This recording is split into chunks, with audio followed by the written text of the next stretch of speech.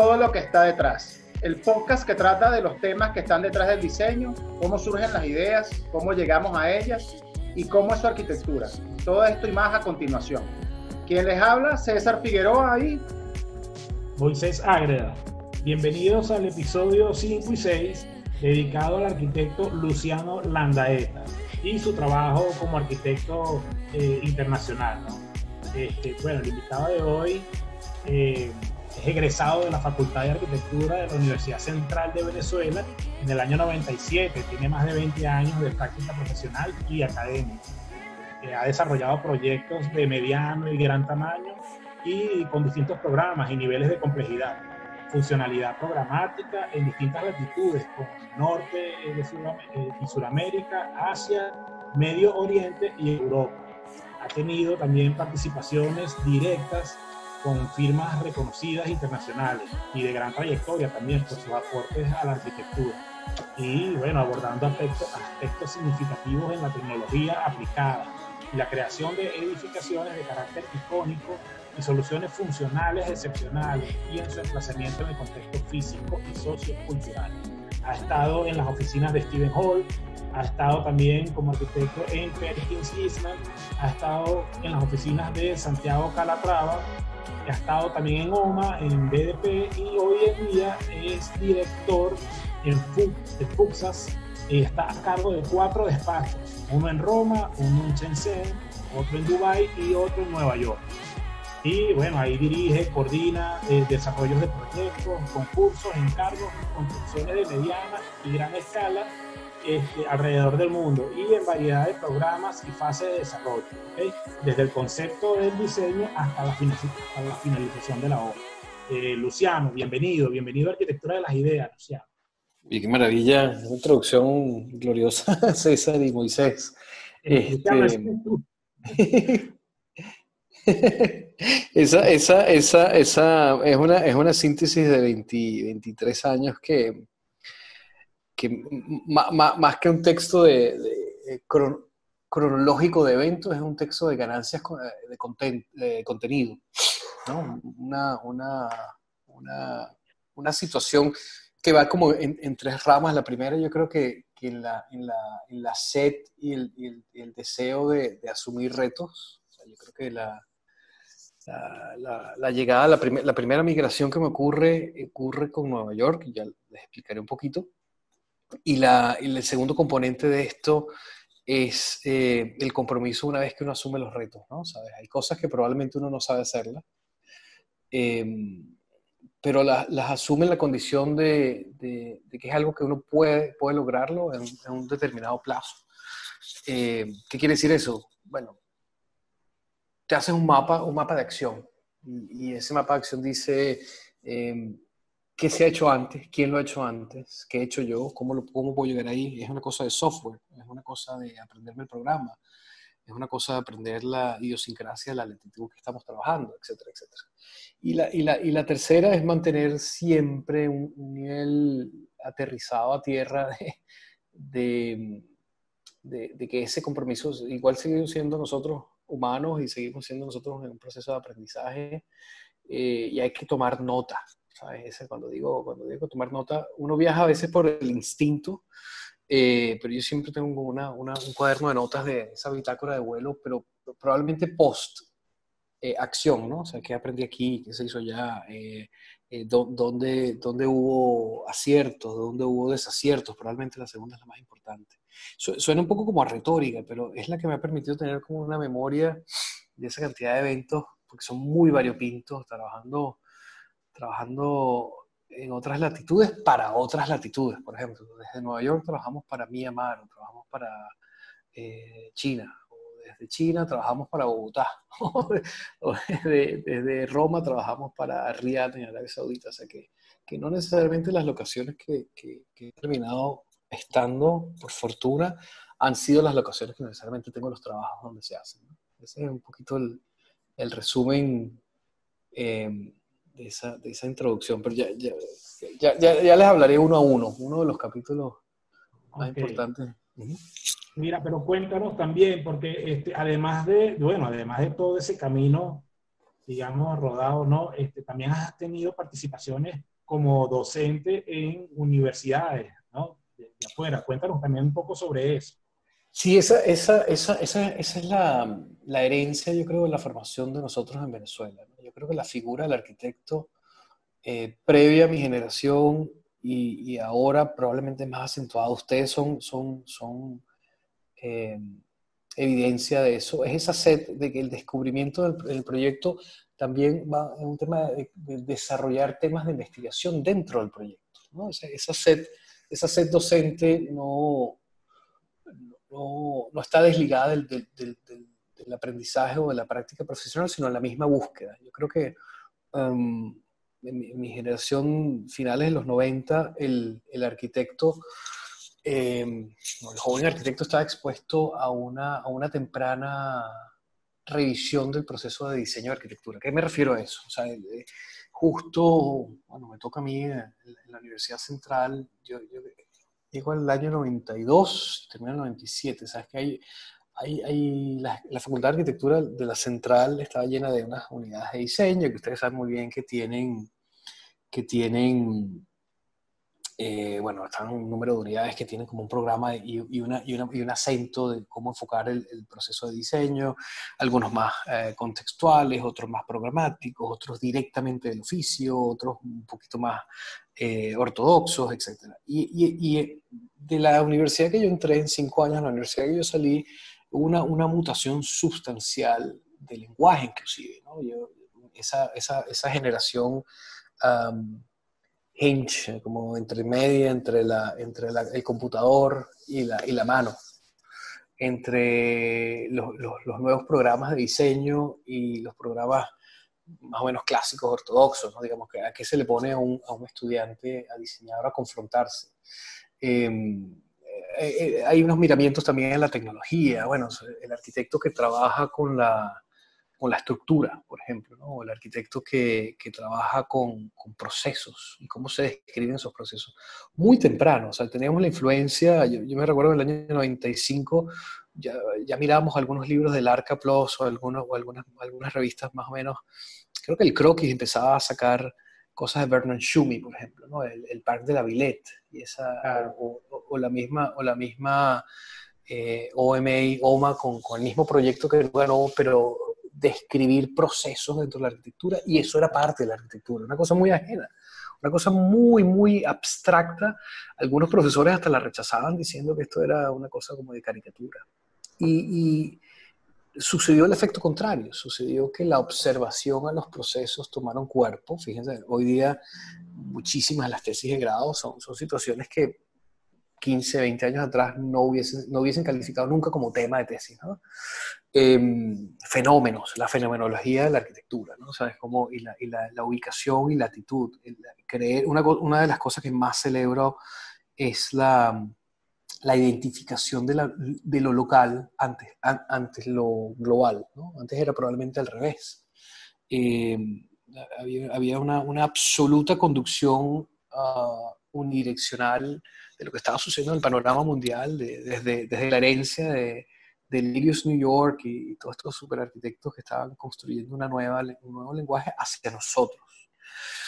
Ese es el año 90, o finales de los 90, donde bueno, al final salió en el 97, y aquí te respondo, perdón por el largo intro, aquí te respondo, hay una noción del arquitecto investigador o el arquitecto de los procesos, por ende el arquitecto de la docencia. Entonces se presta, ¿no? Digamos, no es ajeno a la dualidad del rol en ese momento. Yo tenía nada, 20. Pero Luciano, ¿tú eres de la misma generación de Hayek? ¿O Hayek Hayek es un año y medio más que yo, casi, ¿no? Sí. Bueno, digamos que nominalmente sí. Ahí está Bela Kunkel, Alejandro. por eso. Bela Kunkel, sí, un montón. Hayek, creo que los Pinto también, ¿no? Los Pinto también. Sí, Mateo, yo era el sándwich entre Mateo y Matías. Okay. Matías es mayor que yo, Mateo muy menor que yo. Eso es interesante lo que hablas, porque ahí es cuando empieza toda esa carga de lo procesal. O sea, Exacto. A entender que en el proceso hay mucho conocimiento que la escuela no mostraba. O sea, no era ni que lo negaba, era que no lo mostraba.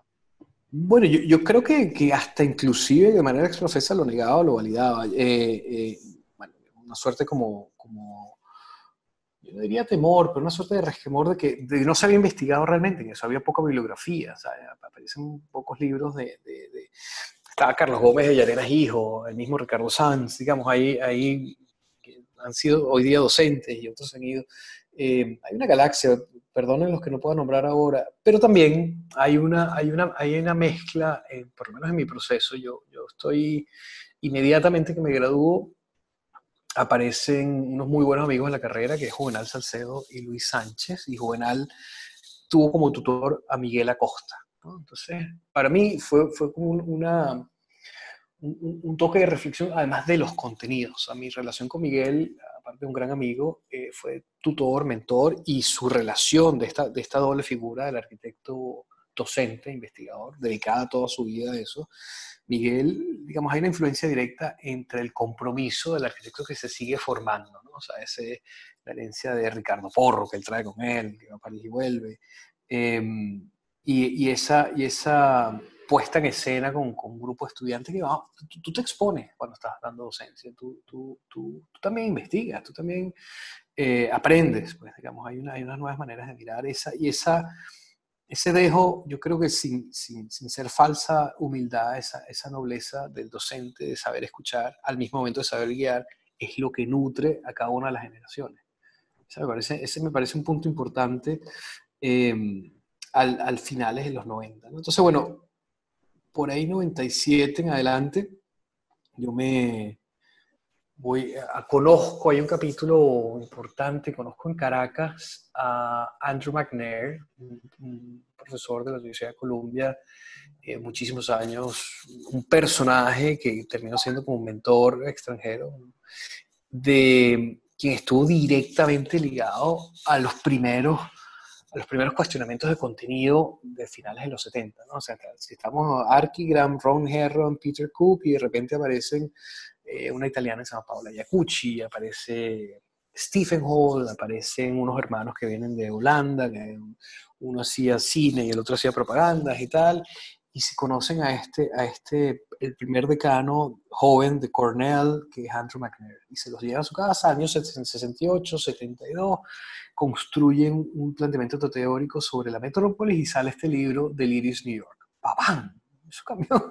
Y está Sangelis, entonces hay como una reflexión absoluta de cómo vivimos, del cuestionamiento de nuestros, la relación iconoclasta de la arquitectura hasta ese momento, de las arquitecturas posibles sin tener un programa, del lenguaje y expresión de esa situación. Y ese libro, yo creo que es un antes y un después en cómo miramos no solo el contexto urbano, sino el planteamiento metropolitano y las ideas de arquitectura. Bueno, conozco Andrew McNair fue también tu profesor en la Universidad de Columbia, tengo entendido, ¿no? Él es guía y mentor, porque él fue el que me invitó primero a ir a Columbia como hay una figura ya que se llama Teacher Assistant, como asistente de profesor, ¿no? Una cosa... Tutor. Sí, ¿cómo se llama en Venezuela? Lo llaman un preparador. Una cosa así parecida, ¿no? Igual tienes un rigor y tienes que cumplir unas horas y eso fue eso. Y eso inclusive percoló aquí, porque yo me acuerdo que en un momento tú sacas unos pasantes de acá de la unidad, que es Daniel Madrid, que se hace amigo tuyo, que es su esposa, que estuvo, habían otros muchachos amigos que ahorita no recuerdo. Adriana Isaac. Y que logran ir a tener contacto con Andrew, y también hay como un cierto enlace y trabajan no sé si es en la oficina de Zaha Hadid o en la de Stephen Hall, o sea, fue una experiencia... Stephen los recibe, sí, fue un poco el signo del intercambio, ¿no? Porque la bondad de Andrew y la manera de verlo, que es particular del trabajo común, del trabajo multidisciplinario, de dar las oportunidades, apareció y dije, bueno, ni corto ni perezoso. Para mí es fundamental, además, un capítulo que no nombro, que es haber llegado a Barquisimeto. O sea, yo empecé a dar clases Después me graduó, Miguel Acosta me invita a ser jurado de la, en ese momento estaba dando clase en la Unidad Cero en Caracas, de diseño. Uy, se me olvidó el nombre. La UDE, pasa por un momento como de construcción, como un nuevo campo donde hay muchísimo crecimiento e intercambio. Necesito que me ayuden. Hay un personaje clave en esta historia, Marco Sanoja. Marco decide abordar esta cruzada de darle cierta, no solo el intercambio, sino ponerlo en el mapa a nosotros, que yo no tenía ni siquiera referencia de la UDE. Y aparezco. Inclusive hace enlaces con Chile, hace enlaces con Colombia, viene Felipe Uribe, viene... Sí.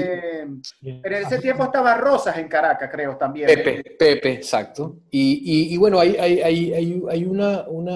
no hay nada más satisfactorio que fundar o refundar o contribuir a crecer una idea común. Entonces parece la UDE es un bellísimo laboratorio de lo que ya existía. Hay unos profesores fantásticos como Orlando, como el Búfalo, etcétera, etcétera. Y bueno, se crece una conexión. Uno se montaba en el avión a la semana o carretera y aparecía por allá. Y debo decir que la UDE es una muy honesta, genuina y potente, un potente capítulo de la arquitectura de Venezuela en los últimos 15, 20 años. ¿Por qué? Porque hay un compromiso real a aprender, porque hay un compromiso real a hacer. Digamos, la Facultad de Arquitectura, la FAU, bueno, sí sucede bien, pero digamos, hay como muchas tensiones innecesarias, ¿no? Yo creo que esto sí, la unidad tal, la unidad la otra. En cambio aquí éramos todos tabula rasa y empezamos simplemente a contribuir, a entregar. De ahí viene esa lección aprendida, que donde yo aparecerán conmigo. O sea, yo lo tenía inscrito. Yo decía, bueno, esto tiene que ser también... nunca había pensado en migrar de manera definitiva, pero como de intercambio, ¿no? Entonces aparecen estos chicos, después se hace yo hice un intento de hacer una cosa más a largo plazo. No sé por qué razón la negaron. Yo me acuerdo inclusive que tumbaron unos afiches. Esto no se puede hacer. Y bueno, cosa como un poco infortunada. Un poco de la miopía de la administración. Pero bueno, ese capítulo se replica. Va esta gente para Nueva York y terminan trabajando, sí, en Stephen Hall. Coincidimos con Livius Woods, coincidimos sí, comiendo hamburguesas, coincidimos con Kazuyo Sejima, conseguimos con Saha, que está dando clases en ese instante, y Shumi, otros personajes que son menos fastuosos. Estaba Frampton, estaba Frank Ripas, Max, la gente de Low-Tech, Ada Tola, Giuseppe Lignano, recién llegados a Colombia. Entonces, bueno, hay una de contenidos, que es un poco lo que Moisés me preguntaba. Sucede de manera paralela. Les explico qué pasa, cómo sucede esta es como una historia kafkiana, ¿no? El hombre de la cucaracha. Mis primeros clientes en Venezuela, un ejercicio muy corto. El primero fue una escuela en San Antonio de los Altos, en Carrizal, bueno, pobre cliente. Yo le quería meter de todo ese edificio, todos los trucos, ladrillo, acero, bueno, hice 900 sketches de cómo se abría la ventana. Bueno, ahí está construido, ¿no? Toda la emoción, pero la barroco, ¿no? O sea, una cosa así como... Ahí César, es importante entender que hay que tener un proceso. Ahí me pelé los cables, ahí reconozco que probablemente estaba muy inmaduro para asumir un proyecto grande, era un colegio. Y los segundos encargos aparece una cosa un poco hippie, pero Miguel con Juvenal, Miguel dice, bueno, tengo un concurso privado en un edificio en Margarita, si me quieren ayudar. Teníamos un solo computador, un 286, con CAT, no sé, 11, una cosa así. Y bueno, hicimos el concurso, una maqueta a mano y tal, se gana la cosa, glorioso, y bueno, aparecen como el primer incentivo a que, bueno, probablemente trabajando juntos nos va bien, ¿no? O sea, hay una química. Un edificio muy, muy depurado, con unos aleros, buscando la sombra, muy, muy, muy bonito, muy correcto, como diría Miguel. Y eso nos motivó a trabajar juntos para unos 20 proyectos más adelante. Hicimos los segundos encargos después de eso fueron las habilitaciones físicas de barrios. Ese es un capítulo re importante, profesional, pero sobre todo como de formación cívica, social y moral casi. Reconocer nuestras ciudades en su largo contexto, ¿no? No la ciudad formal, sino además la ciudad al borde. Y el acompañamiento social y tener uno a uno contacto con las personas que tienen una infinita noción de lo que es comunidad, pero física no. Entonces, te confrontabas con una ciudad que ya existe, con una gente que tiene arraigo, con una gente que ha crecido en ciertos territorios, pero no cuenta con lo que en una ciudad un poquito más estructurada hay, ¿no? Una plaza, una escuela. ¿No? Entonces, ¿cómo conciliar? Y ahí está, el sistema programático con la gente, te está esperando, tú tienes que construirle, y cómo explicarle un plano, cómo explicarle una sección. Y, digamos, hay una cierta, fíjate, es un capítulo que compromete los dos lados del cerebro, el pedagógico didáctico y el práctico, ¿no? Y eso era con el CONAVI, ¿no? Eso era con el gobierno. Eso era con una cosa que se llamaba Fundabarrios. Empezamos con Fundabarrios. Fundabarrios. Y sí, dieron una asignación al primer proyecto de los Guayos en el estado Carabobo. Y ese no era parte de la habilitación física de barrios, pero es una habilitación parecido sin el componente social, ¿no? Entonces, bueno, fueron iniciativas del INAVI previas que quedaron inconclusas, la gente se mudó y lo que hubiera que completar, ¿no? Entonces, bueno, nosotros no queríamos completar, sino más bien diversificar. ¿Qué quiere decir eso? Bueno, no puede ser un gueto de residencia nada más. Que la gente se distrae, que la gente crece, que hay un tipo de arraigo, la casa de usos múltiples, el kindergarten, digamos, la calle, el parque. Todos los servicios, claro. Sí, sí, cómo discurre la vida en nuestras ciudades. Y después de esa hubo una en barrio Rafael Caldera en Zulia, después tuvimos unas en Calabozo, Guanare, y con el CONAVI participamos en un concurso de habilitación física de barrios que ganamos en Maturín, un barrio que se llama La Cruz de la Paloma. Mágica, real, maravilloso. Eso, y te lo mandé, Moisés. Esas son las primeras imágenes que están ahí, ese archivo que te mandé, se construye. Entonces, bueno, ¿cómo dimensionar una manzana? ¿De cuánto es una manzana? ¿Cómo vive la gente en cierto arreglo? ¿No? ¿Cómo se hace entender que es más allá de mi casa y que mi casa es la manzana y que mi casa también es la zona y mi casa también es el distrito y que mi casa también es la ciudad? ¿No?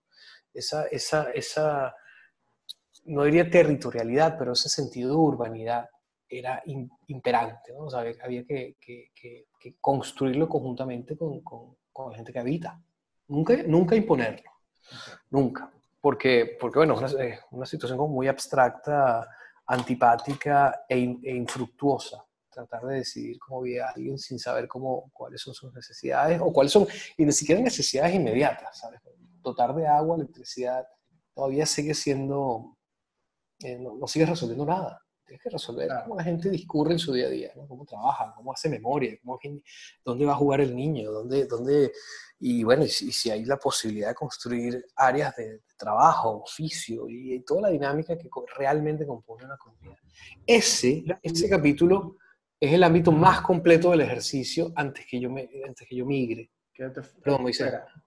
Te iba a decir que, oye, con ese ejercicio y experimentando todas esas etapas, ¿no? De lo que sería esa habilitación física de los barrios, el meterse allí en el barrio, el saber cómo piensa esa gente, digamos, de alguna manera educarlos y cambiarles su manera de ver y de vivir en su entorno.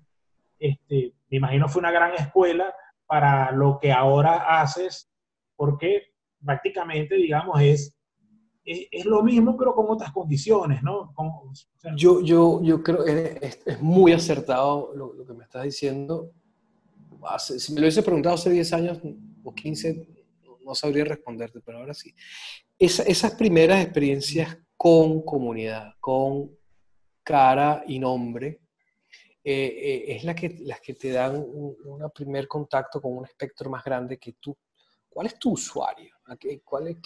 ¿Cómo realmente estos espacios bellísimos todos y te has entrenado para hacer un lenguaje fluido de luz, material, factibilidad, estructura, digamos, todos estos verbos que son inherentes a la arquitectura, pero el componente de la persona que habita, nosotros llamamos usuario, pero realmente la persona que habita que podemos ser igualmente nosotros, ¿no?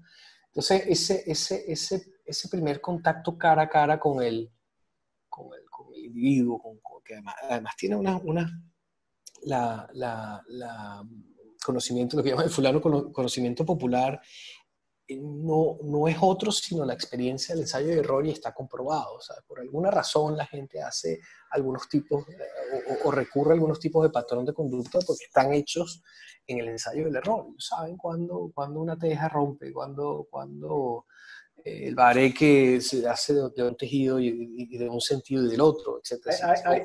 Ahí fue como que podríamos hablar de lo que decía Christopher Alexander, lo de los patterns. Exactamente. Y que tiene que ver con la intuitiva o empírica noción constructiva de su entorno. Entonces, ahí aparece una galaxia, se planta una semilla, más que una galaxia, se planta una semilla en mí de la observación, ¿no? de la ciudad. Yo dejo de ser el arquitecto del objeto obsesionado por hacer las cosas como muy contenidas en sí mismas para abrir los ojos un poco y mirar el entorno. Ahí eso marcó. Ciertamente, Moisés, acepto una invitación para ir a Nueva York.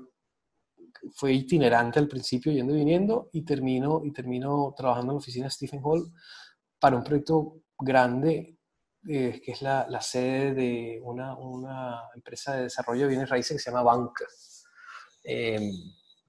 Y esa empresa china, yo en ese momento estaba en Nueva York, esa empresa china se está haciendo esa empresa china tiene el 40% de la construcción de todos los edificios residenciales y de usos mixtos en China. O sea, estamos hablando de millones de metros cuadrados dentro del país. Mi primera, en 2006. O sea que se le hace la construcción de un edificio, lo llaman el rascacielos horizontal más largo, ¿no? Y al mismo tiempo colaboré también con otro arquitecto de origen húngaro-americano que se llama Frank Ripas, ¿no? Y ahí había que usar otro lado del cerebro, o sea, digamos, en el sentido de, si bien lo que había, como en resumen, estos años en Venezuela, había entendido el tema del contexto, o nuestro contexto particularmente, en Nueva York empiezan 3 cosas muy importantes. El sentido de la escala. ¿Qué tan grande, qué tan lejos, proporciones y escala? El otro, el sentido de la densidad. El sentido y la noción de densidad. Empiezo a trabajar en contextos que son 4, 5, 6, 7 veces más poblados que cualquier ciudad que yo había estado en mi vida. Y el tercero importante es el rigor. Y ahí es donde se construye aparte de la observación, el rigor en los procesos de producción. Esto es una cosa que suena como un poco abstracta, pero y me viene obligado a dejar, porque he dejado de lado en la mesa, para algunos proyectos locales también, el sistema métrico decimal. Tengo que aprenderme el sistema imperial, cuánto es una pulgada, cuánto es una onza, cuánto es las temperaturas en Fahrenheit, todo el sistema de medidas que está, yo tengo que redimensionarlo. Yo no sabía cuánto eran 3 pies y 6 pulgadas, ¿sabes? Yo no sabía cuánto era un tercio, un décimo, un sextoavo de pie. Bueno, ¿para qué están hablando?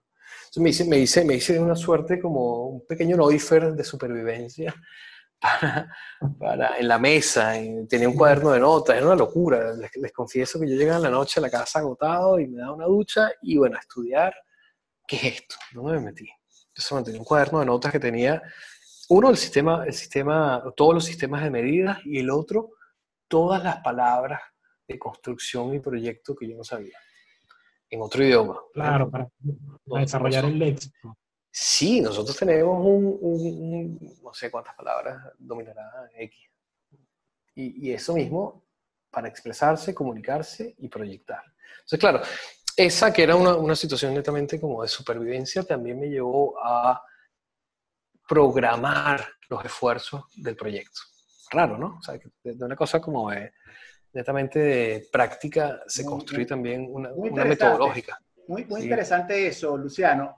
Ya faltan 5 minutos para que se nos acabe la primera sesión de 40 y podamos caer en la otra, pero quisiera cerrar ahorita esta parte con que me llevo muy grato recuerdo tuyo cuando diste historia aquí, aunque no tuve la suerte de ver historia en la UDE, pero sí cómo se llenaba ese salón de gente que quería ver historia contigo, porque fue toda una revolución en la UDE. Así. ¿Cómo eso percoló aquí? Porque inclusive tuviste ese proyecto malogrado del Mirador de Santa Rosa. Sí. ¿Cómo se generaron unas amistades tan grandes aquí con Daniel y Melissa, que te manda abrazos y besos? Sí, Melissa Parra. Y que yo espero que te la lleves. Bueno, está bienvenida. Que la saques de aquí, porque está puro aquí. Y anécdotas, porque me acuerdo una vez cuando eras tutor de Jordi ya había aquel deleite en el boceto, aquellos dibujos que el otro día publicaste unos en tu página y me recordé de eso. Cómo le hacías todos los bocetos a Jordi, pero un plotter humano, pues decíamos nosotros. Y me acuerdo que contabas una anécdota cuando trabajaste con Stephen Hall, cuando llegas con Andrew, creo, y le ibas a regalar un boceto, y creo que Stephen Hall creía que le ibas a poner un autógrafo, que quería un autógrafo de él. Bueno, y yo decía, es que hay una... Bueno, lo que me has dicho es muy lindo. Por eso te decía que era una historia kafkiana, porque yo he mutado en varios episodios. Cuando me dice Marcos Sanoja que si estoy interesado en dar clases de historia, yo había sido preparador de María Fernanda Agua, por supuesto. Así haya tenido 1/10 de su capacidad docente, pues ya yo me sentía un superhéroe de la nación, ¿no? Y sí, bueno, porque es motivante su estructura, su capacidad de síntesis y tal. Y entonces, bueno, acepté. Y claro, yo estaba en unos zapatos prestados. Yo estaba dando clases de historia, no siendo un investigador en la materia. Y la única herramienta posible que tenía a la mano, yo dije, mi dificultad va a ser una historia cronológica y de memorabilia.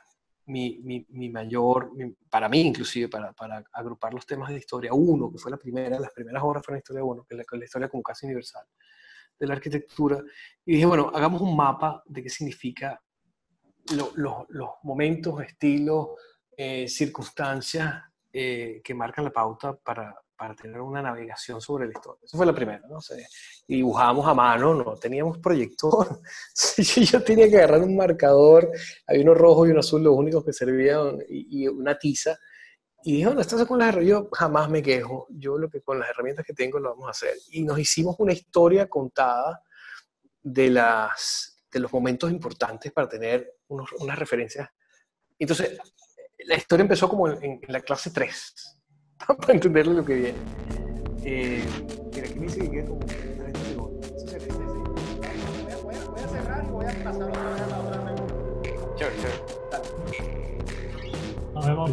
Dale. No desesperen, que la próxima semana venimos con la parte final de el capítulo 5 y 6 de la arquitectura de las ideas con Luciano Landaeta, arquitecto internacional. Recuerden que pueden vernos por Spotify, por Google Podcast y por Apple Podcast. Nos vemos la próxima semana. Quien les habló, César Figueroa, y quien me acompaña siempre, Moisés Ágreda.